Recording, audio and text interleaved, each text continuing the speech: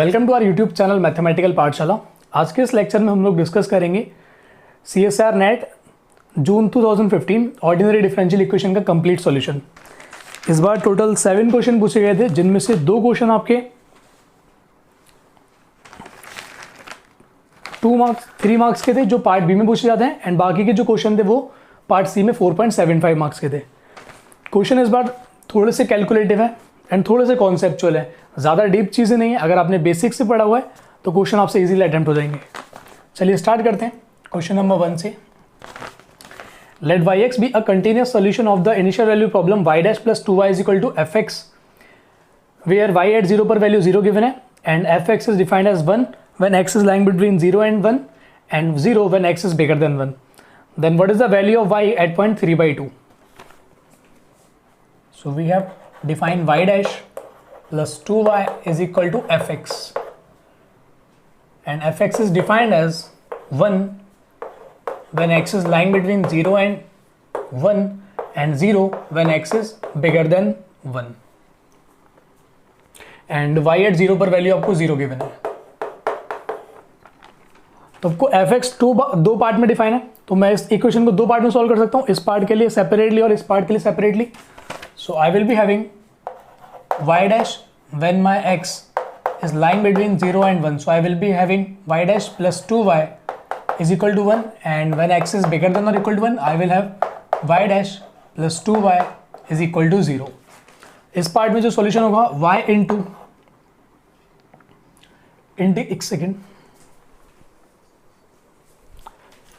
y into e power plus के 2x is equal to whole integration 1 into e power 2x, क्योंकि जो integrating factor है ई power 2x, e की power integration 2 dx whole dx plus constant c1।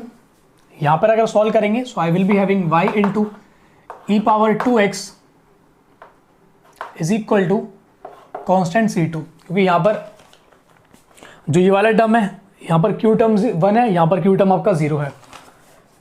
Then from here I will be having y e power 2x is equal to, इसका integrate करेंगे तो e power 2x by 2 plus constant c1, and from here I will be having y is equal to c2 e power minus 2x. We have given that y at 0 पर value 0 है, तो आप इस वाले part में बात करेंगे। तो अगर इस वाले पार्ट में y इक्वल टू 0 पर वैल्यू 0 पुट करेंगे so I will be having 0 is equal to 1/2 plus c1, so my c1 value is -1/2, so c1 is -1/2, so my solution will be 1/2 minus e power minus के 2x by 2. This will be my solution for this domain. तो अब आपको इस c2 की value भी find करनी पड़ेगी, because they are asking the value of y at 3/2। तो आपको इस डोमेन में भी सॉल्यूशन चाहिए, क्योंकि 3/2 आप इस डोमेन में पुट कर सकते हो। तो c2 की वैल्यू फाइंड करने के लिए we can use the quantity of your this function, this y is a solution of this differential equation, so this must be continuous and differentiable। तो ये continuous होगा तो ये 1 पर भी continuous होगा, so I can use the continuity at point 1 limit x is tending to 1 yx is equal to, इधर 1 minus कर लेते हैं, limit as x is tending to 1 plus yx is equal to y at 1 since my y is continuous। तो अगर आप left hand side से tend करोगे तो आप इस डोमेन में होगे, इस डोमेन में जो आपका सॉल्यूशन है वो ये वर्क करेगा। तो यहाँ पर आप 1 पुट करोगे तो I will be having 1/2 minus E power minus के 2/2, एंड y एट 1 पर ये सेम आ जाएगा, एंड लिमिट 1 पॉजिटिव। अगर आप 1 पे राइट हैंड साइड से एंड करोगे तो you are in this case. तो यहाँ 1 पुट करेंगे so I will be having c2 e power -2। From here I can conclude my c2 e power 2 से मल्टीप्लाई कर देते हैं, so e power 2/2 minus 1/2 is equal to your c2। तो आपका c2 की वैल्यू आ गई। इस पार्ट में जो सॉल्यूशन होगा, solution will be e square minus के 1/2 इंटू ई पावर माइनस के 2x, ये सॉल्यूशन हो जाएगा after putting this c2 in this equation. So आपके पास इस पार्ट में सॉल्यूशन आ गया और इस पार्ट पे सॉल्यूशन आ गया। They are asking the value at point 3/2, तो अब 3/2 इस डोमेन में आएगा, so y at 3/2 e square minus 1/2 into e power 3/2 put करेंगे तो 2 से 2 कैंसिल आउट, माइनस के 3 बचेगा। देन इसको सॉल्व कर सकते हैं।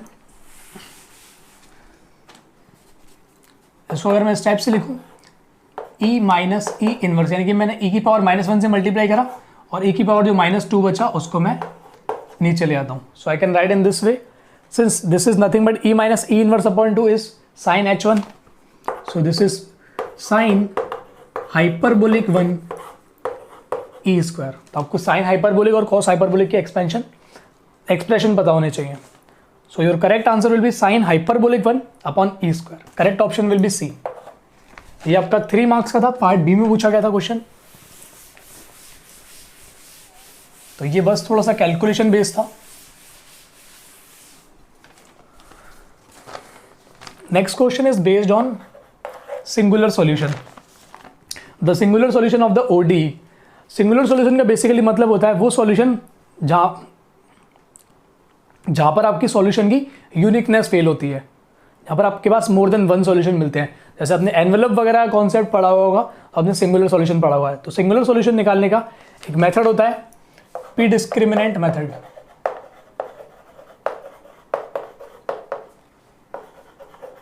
P discriminant method. तो अगर आपने नहीं पढ़ा हुआ है तो अभी पढ़ लीजिए. अगर आपके पास कोई भी फर्स्ट ऑर्डर की ODE है, f of x y dash is equal to 0, this is my first order ODE. तो आप क्या कीजिए, इसको चेंज कीजिए f of x y p में, where p is equal to dy by d x which is y dash. तो आपके पास एक नई ODE आएगी. तो जो ODE आपके पास आएगी वो आपके पास एक फॉर्म बनेगी, quadratic form in P square. तो उसका आप जो डिस्क्रिमिनेंट है उसको 0 रख दीजिए. जैसे आपके पास जो गिवन एक्सप्रेशन है x y dash minus y whole square minus x square minus के Y square is equal to 0. So this is my f function. Now I can replace y dash with p. So I will be getting xp minus y whole square minus x square minus k y square is equal to 0. So I will get the quadratic expression in p. So I will be getting x square p square plus y square minus 2xyp minus x square minus k y square is equal to 0. तो ये आपका P square coefficient, ये आपका P का coefficient and Y square minus K this term is the coefficient of constant term. So इसका जो discriminant होगा उसको आप 0 पुट करो. So discriminant means B square minus 4ac, B की वैल्यू आपकी minus K 2x5. So this is 4x square Y square minus K 4, a की value x square and Y square की वैल्यू, c की value हो जाएगी Y square minus x square minus के Y square is equal to 0. So इसको open करेंगे. I will be having 4x square Y square minus K 4x square Y square plus 4x power 4 X square minus के Y square is equal to 0. It will get cancel out. So I will be having either x is 0 or x is equal to y. So from here I will not get any solution. It is saying this x is equal to 0 and here I am getting y is equal to x. So this is my singular solution and इससे आपका option भी match हो रहा है. So option C will be correct. Singular solution is y is equal to x. And जो singular solution होता है वो हमेशा ही आपकी OD को सेटिस्फाई करता है. आप y equal to x put करके देख सकते हो, ये हमेशा OD को सेटिस्फाई करेगा.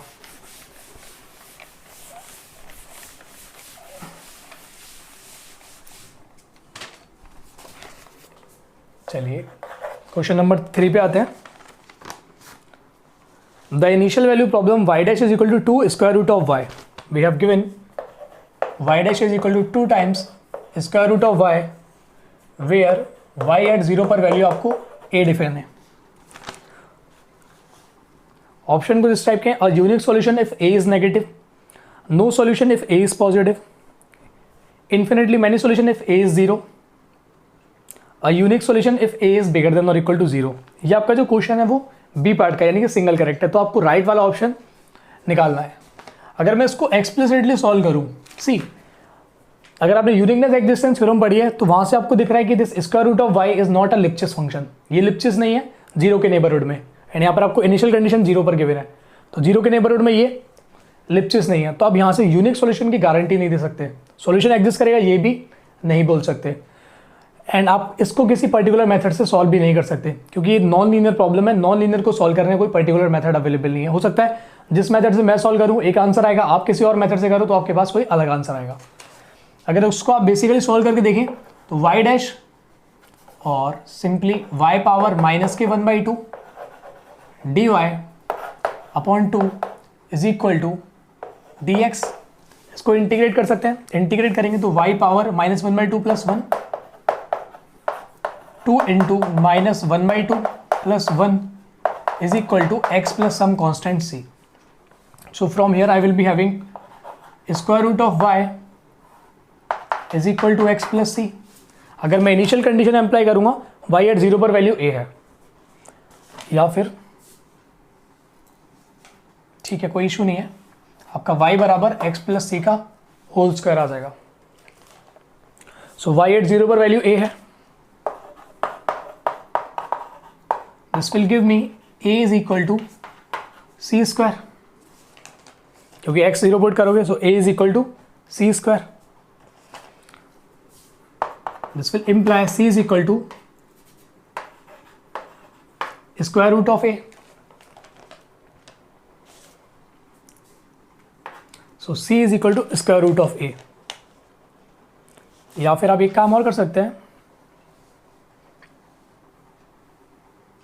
इस कांस्टेंट को रूट सी पिक कर लेते हैं, बट आपके पास यहाँ से एक कंडीशन आ जाएगी, this square root function is always positive function. तो अगर आप ये लिख दोगे तो आपका कांस्टेंट हमेशा पॉजिटिव हो जाएगा, पॉजिटिव हो जाएगा तो c बराबर आपका स्क्वायर रूट ऑफ a ही हो जाएगा।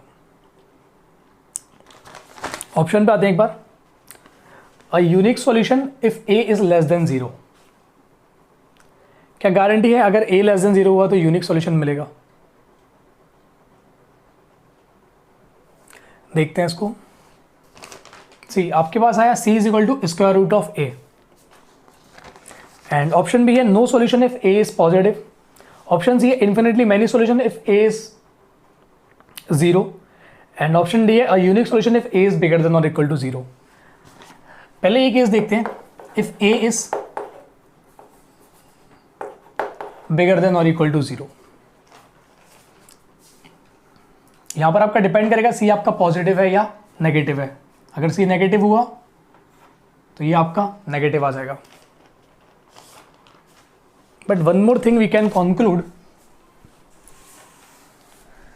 आपके पास आया a is equal to c square, if a is negative and तो c आपका अगर कोई भी रियल फंक्शन कोई भी रियल कांस्टेंट है तो उसका स्क्वायर हमेशा पॉजिटिव होगा। तो अगर a नेगेटिव है this will force c is complex, क्योंकि ये कभी नेगेटिव नहीं हो सकता अगर आपका c रियल नंबर है, तो c आपका कॉम्प्लेक्स हो जाएगा। But we are seeking for only real solution, क्योंकि हमारे सिलेबस में जितनी भी ODE है वो हमेशा रियल सॉल्यूशन के लिए है। तो यहाँ पर हम लोग कॉम्प्लेक्स सॉल्यूशन की बात नहीं करेंगे। तो अगर a नेगेटिव होगा तो c आपको हमेशा कॉम्प्लेक्स मिलेगा, तो आपके पास कॉम्प्लेक्स सॉल्यूशन आ जाएगा, तो आपके पास कोई भी रियल सॉल्यूशन एग्जिस्ट नहीं करेगा। एक ये केस है, अगर आपका a ग्रेटर देन और इक्वल टू 0 हुआ तो यू कैन चूज, अगर a पॉजिटिव हुआ so we can use c square is equal to a, then our solution will be y is equal to x plus, इसमें c को c ही रख देता हूँ, square root of a whole square, ये बन जाएगा। यहाँ से आपको ये दिख रहा है कि this is a unique solution, but ये आपने एक पर्टिकुलर मेथड से सॉल्व करा है तो आप इसको कभी भी यूनिक नहीं बोल सकते। हो सकता है कि आप किसी और मेथड से सॉल्व करोगे तो आपके पास दूसरा कोई आंसर आ जाए। See this y is equal to x plus square root of a का whole square, so this is your parabola. अगर आप इस पैराबोला को ऑब्जर्व करें,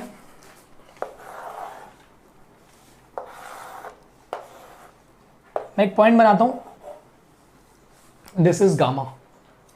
इस पैराबोला को मैं शिफ्ट करता हूं इस गामा लेंथ की डिस्टेंस पर, यानी कि यहां तक आपका जो सॉल्यूशन रहेगा इसको शिफ्ट करते हैं स्क्वायर रूट ऑफ a पर। देन इसके बाद इस टाइप से चले जाएगा। तो जो आपका ये पैराबोला ये स्टार्ट हो रहा है आपका गामा पॉइंट के बाद से। और जो गामा तक वैल्यू है वो स्क्वायर रूट ऑफ ए पे शिफ्ट करता हूँ। तो मैं सॉल्यूशन डिफाइन कर रहा हूँ, y is equal to when x is less than और equal to gamma y is equal to a and x is bigger than gamma पे x minus gamma plus square root of a का whole square. So this is your solution. इसको verify करते हैं कि initial condition satisfy कर रहा है। We have given that y at 0 पर वैल्यू 0 है and this gamma is a positive real number. तो अगर आप 0 पर देखोगे तो 0 आपका इस डोमेन में आएगा, इस डोमेन पर इसकी जो वैल्यू है वो a है। So this is satisfying initial condition. क्या ये इस ODE को सेटिस्फाई कर रहा है? इसको डेरिवेट करो आप। इसको अगर आप डेरिवेट करेंगे तो y dash is equal to इस पार्ट से 0 मिलेगा एंड इस पार्ट से आपको मिलेगा 2 time x minus gamma plus square root of a, यही मिलेगा। And x minus gamma plus square root of a, this is nothing but your square root of y। So this is 2 time square root of y for this domain. And यहाँ पर आपका ये constant solution है, तो यहाँ पर भी हमेशा ये y डैश बराबर 2 स्क्वायर रूट ऑफ y को सेटिस्फाई करेगा। So this y is satisfying this equation and this is true for each gamma. One second, ये हर एक गामा के लिए ट्रू है।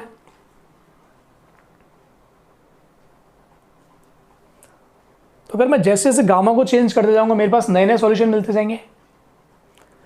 So we have a solution y which is defined like this and we have uncountably many choices for this gamma। यानी कि आपके पास ये जितने भी आए आप इसको शिफ्ट करते जाइए। जैसे आपने इस गामा पर शिफ्ट करा है, इसको अगर आप थोड़ा और आगे ले जाइए देन इसके बाद यहाँ शिफ्ट कर दीजिए। तो मैं ये शिफ्टिंग जो है वो इस पैराबोला के अकॉर्डिंग कर रहा हूँ, क्योंकि y एट 0 पर अगर आप वैल्यू देखोगे तो स्क्वायर रूट ऑफ a का whole square that is a, तो आपका y पॉजिटिव है। देन इसके बाद अगर गामा पॉइंट आपका यहाँ पर है तो यहाँ तक लेके आइए, देन इसके बाद पैराबोला बना दीजिए। So this y is satisfying this equation as well as this initial condition. So this y is a solution and for each a is bigger than or equal to 0 we have infinitely many solution, moreover we have uncountably many solution। तो uniqueness की कोई बात नहीं बोल सकते यहाँ से। तो option A, a unique solution if a is less than 0। अगर a less than 0 होगा तो आपके पास कॉम्प्लेक्स सॉल्यूशन आ जाएगा। कॉम्प्लेक्स सॉल्यूशन की हम लोग रियल में बात नहीं करते। Option B, no solution if a is bigger than 0। If a is bigger than 0 we have infinitely many solution। Option C is correct, option D is false. So option C will be correct for this problem।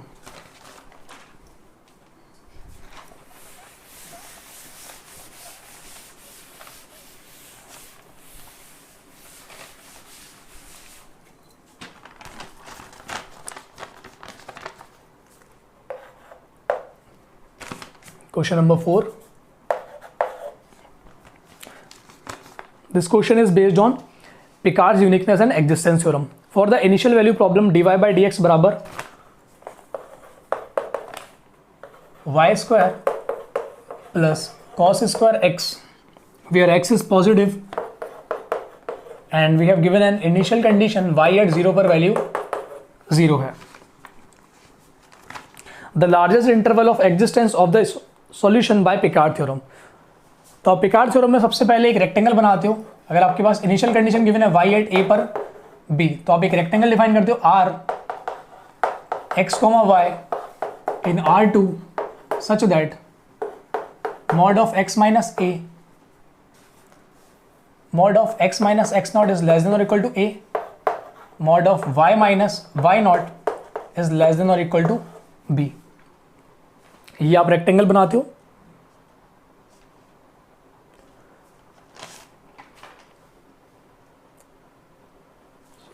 Sorry, this is your x naught and this is your y naught।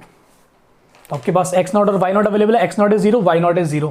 तो आपके पास जो rectangle बनेगा वो origin पे shift हो जाएगा। So this is your rectangle, this point is 0 0 and जो रेक्टेंगल है mod x is less than equal to a, so this is a distance, this is minus a, this is b, this is minus b। तो जो आप largest interval निकालते हो तो आपका जो सॉल्यूशन है वो एग्जिस्ट करता है h is equal to minimum of a comma b by m। आप एक h फाइंड करते हो such that mod x minus x not is less than और equal to h। So this is the largest domain according to Picard's theorem where your solution exist. तो आपको इस h की value find करनी थी because we have x not from initial condition. तो अगर आप h फाइंड कर लोगे तो आपके पास लार्जेस्ट इंटरवल आ जाएगा एंड h की वैल्यू होती है minimum of a comma b by m where m is your maximum of Y square plus cos square X in this rectangle. तो अगर आपके पास ये m होता है, m is equal to maximum इसलिए लिख देते हैं क्योंकि जो आपका रेक्टेंगल है वो एक कॉम्पैक्ट सेट है और कॉम्पैक्ट सेट पे हमेशा आपका सुप्रीमम जो है वो अटेंड होता है। अगर अटेंड होता है तो उसको हम मैक्सिमम बोल सकते हैं। So maximum on r of fx, this is your fx function. So this is maximum of Y square plus cos square X. अगर आप इसका मैक्सिमम निकालोगे तो वाई स्क्वायर की मैक्सिमम वैल्यू बी स्क्वायर हो सकती है एंड कॉस की मैक्सिमम वैल्यू 1 हो सकती है।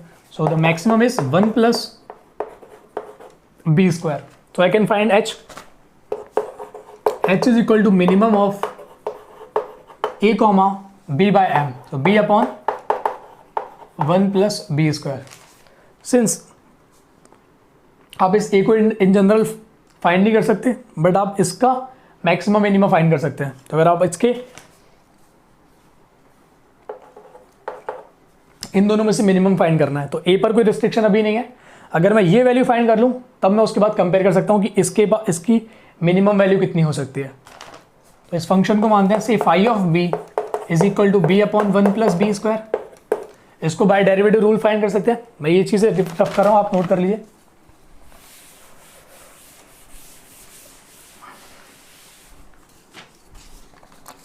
सी phi dash of b will B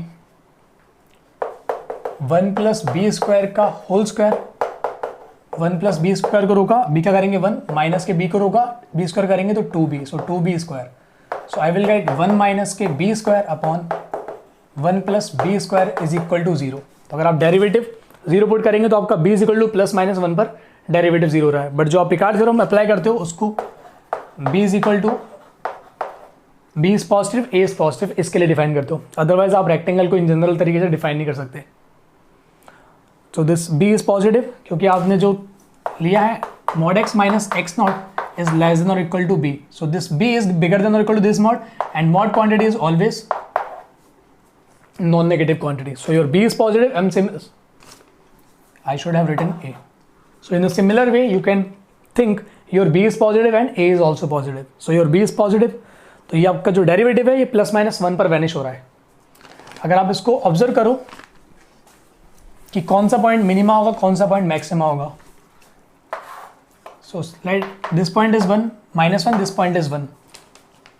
अगर आप 1 के बाद कोई b की वैल्यू पिक करोगे तो this value is going to be negative. तो यहाँ पर ये नेगेटिव है एंड इससे पहले अगर आप -1 और 1 के बीच में कोई भी वैल्यू पुट करोगे तो ये एक्सप्रेशन हमेशा पॉजिटिव आएगा एंड इससे पहले जो आपका एक्सप्रेशन है -1 से पहले हमेशा नेगेटिव आएगा क्योंकि बी स्क्वायर आपका लार्जर देन 1 हो जाएगा। So your derivative is changing sign from negative to positive in the neighbourhood of -1, from positive to negative in the neighbourhood of 1। तो ये 1 पर मैक्सिमा अटेंड करेगा क्योंकि आप देख रहे हो जो डेरिवेटिव है वो कुछ इस टाइप से वर्क करेगा। यहाँ पर आपका डेरिवेटिव पॉजिटिव, यहाँ पर आपका डेरिवेटिव नेगेटिव। जब भी derivative positive to negative sign change करता है वो हमेशा मैक्सिमा अटेंड करता है। तो ये 1 पर अपना मैक्सिमा लेगा। तो आपको इस फंक्शन की मैक्सिमम वैल्यू आ गई। आप इसकी मैक्सिमम वैल्यू इसलिए निकालते हैं क्योंकि आप a पर कोई रिस्ट्रिक्शन नहीं डाल सकते, लेकिन अगर आप इसकी मैक्सिमम वैल्यू फाइंड करेंगे एंड इन दोनों के मिनिमम में ये पिक करेंगे तो आपको इस h की लार्जेस्ट वैल्यू मिलेगी। इसलिए आप इसका हमेशा मैक्सिमम फाइंड करते हो। अगर आप इसको मिनिमम फाइंड करोगे तो आपका जो h है वो डिक्रीज होगा, लेकिन अगर आप इसको लार्जर फाइंड करोगे क्योंकि a पर कोई रिस्ट्रिक्शन नहीं है तो आप इसको जितना लार्जर फाइंड करोगे उतनी ही आप h की वैल्यू को मैक्सिमाइज कर सकते हो। सो ये 1 पर हमेशा मैक्सिमा अटेंड करेगा। इसकी वैल्यू निकाल सकते हैं 1 पर। Phi at 1 will give you 1 upon 1 plus B square, B की value 1, so this is 2। So your h value will be 1/2 because h is minimum of a comma 1/2. So I will pick h is equal to 1/2 so that my a is bigger than or equal to 1/2। क्योंकि आपने minimum 1/2 pick करा है तो आपका जो a है वो bigger than और इक्वल टू 1/2 होगा। And we know that x minus X not is less than और equal to h। This is the largest domain for solution. So your x mod X because X not is 0 is less than और equal to 1। तो अगर आप positive side में इसका solution वो देखोगे, domain देखोगे, so X will be from 0 to 1/2 in the right hand side. तो अकॉर्डिंग टू जो ऑप्शन है वो 0 to लेकर 1/2 हो जाएगा। हो सकता है आपका लेफ्ट में भी सॉल्यूशन एग्जिस्ट करे, तो लेफ्ट के लिए -1/2 से लेकर के 1/2 के बीच में आ जाएगा, बट ऐसा कोई ऑप्शन गिवन नहीं है, so option B will be correct.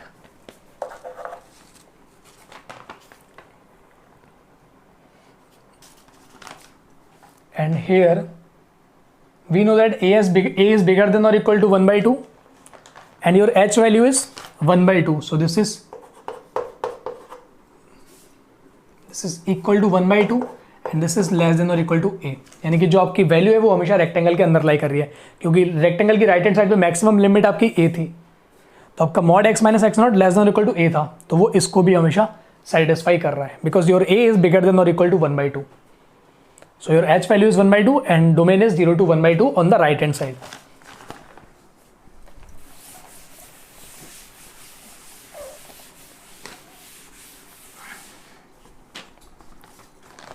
चलिए क्वेश्चन नंबर 5 पे आते हैं। This question is based on the properties of Wronskian. Let P be a continuous function on R and W be the Wronskian of two linearly independent solution y1, y2 of the given ordinary differential equation which is in variable form.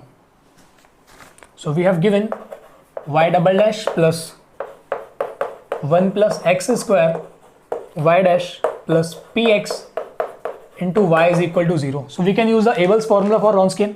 तो अगर आप Wronskian निकालेंगे, Wronskian will be c time e power integration of minus of coefficient of y dash upon coefficient of y double dash, that is 1 plus x square dx। तो ये आपका Wronskian हो जाएगा। अगर आप इसको एक्सप्लिसिटली निकालें तो c e power minus x minus के एक्स क्यूब बाई 3 ये हो जाएगा। चलिए लेट W1 पे आपको वैल्यू गिवन है a, W2 पर वैल्यू गिवन है b, W3 पर वैल्यू गिवन है c। देन c अगर आप W1 निकालेंगे तो W1 will be c e power -1 minus of 1/3 which is same as c e power -3 minus के 4/3। W2 अगर आप निकालेंगे तो W2 will be c times e power -2 minus के 8/3। It will give you c e power minus of 6 minus -6 minus 8 minus के 14/3। W3 अगर आप देखेंगे तो W3 will be c e power -3 minus of 27/3 ये आ जाएगा। सो 27 को 3 से डिवाइड आएंगे, so I will be getting c e power this is 9 -9 -3 minus of 13। So I will have this one. Then and this is defined as a, this is defined as b, this is defined as c। Then देखिए अगर आप e की power x का graph बनाएं, सो this is my e power x graph. In point को यहां पर plot कर सकते हैं, माइनस के 4/3 यानी कि माइनस के 1 पॉइंट समथिंग यहां पर कहीं होगा, माइनस के 4/3 माइनस के 14/3 यानी कि minus K 4 point something, so this is minus के 14/3, दिस इज माइनस के 13, तो ये आपका यहां पर होगा माइनस के 13। तो यहां से आप ये चीज नोटिस कर सकते हैं, ये सारी चीजें डिपेंड करेंगे सी पर। जैसे फर्स्ट ऑप्शन है a is less than 0 and b is bigger than 0। क्या जरूरी है a लेस देन 0 होगा और b बिगर देन 0 होगा? ये कभी पॉसिबल नहीं है। क्यों? क्योंकि जो Wronskian है वो डिपेंड करेगा इस कांस्टेंट पर। अगर ये कांस्टेंट पॉजिटिव है तो Wronskian हमेशा पॉजिटिव होगा, अगर Wronskian एक पॉइंट पर पॉजिटिव है तो थ्रू आउट पॉजिटिव होगा। तो अगर Wronskian पॉजिटिव हुआ तो वो थ्रू आउट पॉजिटिव होगा, अगर नेगेटिव हुआ तो थ्रू आउट नेगेटिव होगा। ऑप्शन ए कह रहा है कि small a value is less than 0, यानी कि Wronskian एट 1 पर नेगेटिव and Wronskian at 2 is positive, ये पॉसिबल नहीं है। Option B a is less than b less than c और a is bigger than b bigger than c, ये true है। या तो ये वैल्यू डिक्रीजिंग मोड में होगी या फिर इंक्रीजिंग मोड में होगी। अगर c की वैल्यू पॉजिटिव है, वी हैव टू केसेस, अगर c की वैल्यू 2 हुई and c value cannot be 0 because we have given that this w is a Wronskian of two linearly independent solutions, so Wronskian is not 0. तो अगर c value positive हुई तो आप ये देख सकते हो कि ये जो वैल्यू है वो इस वाली से बिगर हो जाएगी, ये वैल्यू इससे बिगर हो जाएगी. सो आई विल हैव, यहां पर भी आपके दो केस बनेंगे. चलिए कोई प्रॉब्लम नहीं. अगर c आपका पॉजिटिव है सो a is bigger than b bigger than c, ये बन जाएगा अगर c पॉजिटिव है तो. एंड अगर c नेगेटिव हुआ तो I will have a less than b less than c. So option b is true. Option C, a upon mod a is equal to b upon mod b is equal to c upon mod c. इसको मैं c1 नाम दे देता हूं ताकि confusion ना हो.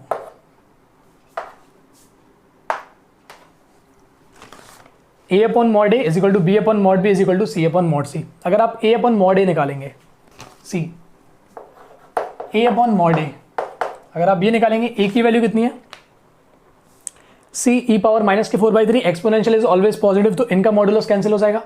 सो I will have c upon mod c only. तो अगर c पॉजिटिव है तो ये आपको मिलेगा +-1 because this is signum function. तो अगर c पॉजिटिव हुआ so it will give you 1, c negative हुआ तो इट विल गिव यू -1. तो ये डिपेंड करेगा c के साइन पर. अगर c पॉजिटिव है तो +1, c नेगेटिव तो -1. तो a अपॉन मॉड a भी ये आ जाएगा, b अपॉन मॉड b भी यही आ जाएगा और c अपॉन मॉड c भी यही आ जाएगा. So option c is also correct.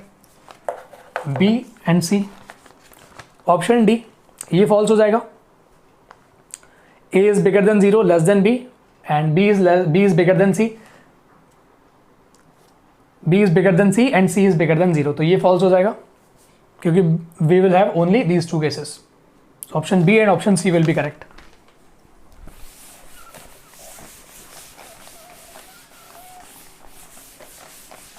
तो ये आपका बस थोड़ी बहुत ऑब्जर्वेशन पे अवेलेबल था. अगर आपकी ऑब्जर्वेशन स्ट्रांग है तो इस क्वेश्चन में कभी मिस्टेक नहीं होगी. Question number 6. This question is based on the system of linear differential equation. The critical point of the system आपको पूछा है. सिस्टम डिफाइन है dx by dt -4x -4y minus के y and dy by dt is equal to x minus 2y. इस system के critical point क्या क्या होंगे, क्रिटिकल पॉइंट का नेचर क्या होगा. पहले आप इसके क्रिटिकल पॉइंट फाइंड कर सकते हैं. देखिए अगर आपके पास लीनियर सिस्टम होता है तो 0 0 हमेशा उसके क्रिटिकल पॉइंट बनते हैं और 0 0 सिर्फ और सिर्फ उसके आइसोलेटेड क्रिटिकल पॉइंट बनते हैं. इसके अलावा कोई और क्रिटिकल पॉइंट नहीं बनेगा जो आइसोलेटेड हो. तो 0,0 is the unique isolated critical point. आप देख सकते हैं 0 0 पर ये भी वैनिश हो जाएगा और 0 0 पर ये भी वैनिश हो जाएगा. अगर आप इसको मैट्रिक्स फॉर्मेट में लिखें so I will have 4 -4 -1 and 1 -2 times this is x, this is y. तो जो इसके क्रिटिकल पॉइंट है 0 0 वो इसकी आइगन वैल्यू पर डिपेंड करेंगे क्योंकि लीनियर सिस्टम है तो आप इनकी आइगन वैल्यू से जज कर सकते हो. इस मैट्रिक्स की कैरेक्टरिस्टिक पॉलिनोमियल लिखते हैं. Characteristic polynomial will be x² minus trace is -6 so this will become plus के 6x प्लस के determinant of a. Determinant is 4 2 is 8 and plus this is 1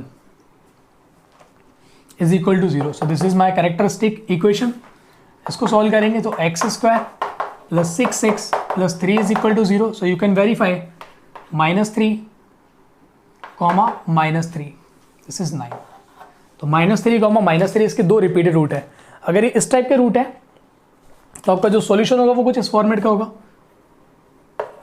e power -3t and t times e power -3t, कुछ इस type का होगा. आपको exact solution नहीं निकालना लेकिन सॉल्यूशन की पैरामेट्रिक फॉर्म आपको पता होनी चाहिए. तो e power -t and t times e power -3t. अगर आप डिस्टेंस फंक्शन देखोगे यानी कि डिस्टेंस देखोगे पार्टिकल की limit as T is tending to infinity x² plus y². This is your x², this is your y, this is your x, this is your y solution. तो आप particle की distance देख रहे हो कि as T is tending to infinity, तो जो आपका पार्टिकल है वो ओरिजिन से कितना दूर है. तो basically you are finding the distance of the particle from origin. तो अगर आप डिस्टेंस फाइंड करोगे तो x की वैल्यू e पावर -60 हो जाएगा. ये हो जाएगा t² into e power -60. So as T is tending to infinity, ये 0 0 पर टेंड हो जाएगा तो ये हमेशा ओरिजिन पे वापस आ जाएगा. तो distance is 0. That means the critical points are asymptotically stable, critical points are asymptotically stable, तो ये हमेशा असमटोटिकल स्टेबल हो जाएगा। Next there asking the nature of critical point, क्या नोड होगा, स्पाइरल होगा। देखिए जो ऑप्शन गिवन है आपको, फर्स्ट ऑप्शन है asymptotically stable node, second option है अनस्टेबल नोड, फॉल्स हो जाएगा। Option C asymptotically stable spiral, clearly this is not spiral. अगर स्पाइरल होता है तो उसकी जो ट्रेजेक्ट्री है वो कुछ इस टाइप की बनती है, स्पाइरल शेप में इस टाइप की बनेगी। इस टाइप की शेप बनाने के लिए आपके जो पैरामेट्रिक फॉर्म है वो कुछ इस टाइप की होनी चाहिए, e power minus alpha T cos beta T comma e power minus K alpha T sine beta T. अगर इस टाइप का सॉल्यूशन आएगा यानी कि आपके पास कॉम्प्लेक्स आइगन वैल्यू आएंगी, तभी आप इस टाइप की ट्रैजेक्टरी बना सकते हैं। तो स्पाइरल नहीं बनेगा, तो option C false, option D unstable false, तो option A has to be true. And by definition verify कर सकते हैं, जो आपके सॉल्यूशन है टी स्टैंडिंग टू इन्फिनिटी पर ये 0 0 पर एंटर कर जाएंगे, 0 0 को अप्रोच करेंगे और एंटर कर जाएंगे। जब भी वो 0 0 पर अप्रोच करते हैं और एंटर कर जाते हैं उस केस में हमेशा उसको नोड बोला जाता है, तो उसकी जो ट्रैजेक्टरी है वो नोड बनेगी। तो जो नोड होता है वो कुछ इस टाइप का होता है,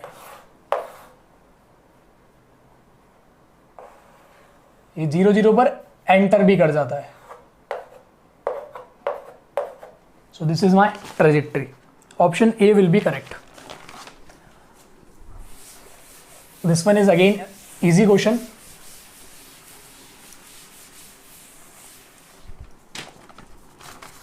चलिए क्वेश्चन नंबर 7 पे आता है। This is the last question of this segment and this question is based on Green function. The function G X comma xi is equal to a plus b log j when 0 is less than x less than or equal to j, and c plus d log x when j is less than or equal to x less than or equal to 1 is a green function for the differential equation xy double dash plus ky dash is equal to 0. Clearly this is self adjoint equation. आप इसको इस format में लिख सकते हैं, dy dx of x y dash plus or simply dy dx of x y dash. So this equation is self adjoint, so this can be written in this form. Here I can identify my px is x, तो जो आपका p function है वो x है, subject to y being bounded as x is tending to 0, तो आपका y bounded है as x is tending to 0 and y at 1 पर वैल्यू और y डैश एट 1 पर वैल्यू सेम है। इफ तो आपको जो ऑप्शन गिवन है वो a और a b c d की कुछ वैल्यू गिवन है। अगर आप ग्रीन फंक्शन की डेफिनेशन अप्लाई करो तो we know that Green function का जो डेरिवेटिव होता है उसके पास जंप टाइप की डिसकंटिन्यूटी होती है। So we know that dg by dx as x is tending to j negative to j plus it has a jump discontinuity of the quantity minus के 1 upon p j. So this satisfy this condition. अगर आप इस condition को satisfy कराओगे सो x is equal to जाई positive, यानी कि आप जाई की में राइट हैंड साइड से टेंड कर रहे हो, तो राइट हैंड साइड से आप इस डोमेन में टेंड करोगे। इस डोमेन में आपके पास फंक्शन है c plus D log X, इसका डेरिवेट करो with respect to x, I will be getting d upon x and xi put करेंगे तो d upon xi minus x is equal to xi negative, तो xi negative आप इस domain में होगे, इस डोमेन में x के रिस्पेक्ट में इसका डिफरेंशिएट करोगे, this function is independent of x, इसको डिफरेंशिएट करोगे तो 0 आ जाएगा, 0 इज इक्वल टू माइनस के 1 अपॉन पी जाए, पी एक्स की वैल्यू x है, जाई पुट करोगे तो माइनस के 1 अपॉन जाई, जाई से जाई कैंसिल आउट हो जाएगा, सो डी वैल्यू विल बी -1। अगर आप किसी भी ऑप्शन में देखोगे तो डी की वैल्यू -1 गिवन नहीं है, so this question is a wrong question. CSIR वालों ने इसका आंसर ए टिक किया हुआ था, but according to me this question is a wrong question, this is not satisfying the definition of Green function. तो Green function के पास jump type की डिसकंटिन्यूटी होती है, वहां से आप क्लेम करो D value is -1, but option में डी की कोई -1 वैल्यू अवेलेबल नहीं है, so this question is wrong question. So I hope आपको सारे के सारे सॉल्यूशन समझ में आए होंगे। If you have any doubt you can ask in the comment section, you can do WhatsApp me also, and if you have any suggestion for us you are always welcome. Thanks for watching this solution series.